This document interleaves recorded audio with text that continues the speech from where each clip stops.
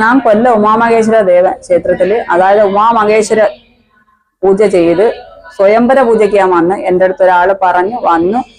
23 ആഴ്ച ഞാൻ ഇരുന്ന് മനസ്സുരുകി ദേവനും ദേവിക്കും പൂജ ചെയ്ത് എൻ്റെ മോന്റെ കല്യാണം റെഡിയായി. മെയ് 11 എന്ന് എൻ്റെ മോന്റെ കല്യാണം.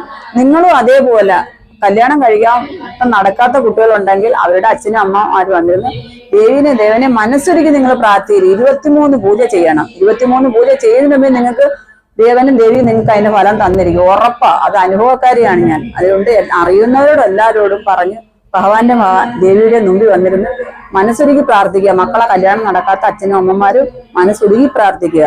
അതിന് ഫലം കിട്ടിയിരിക്കും, ഉറപ്പാ.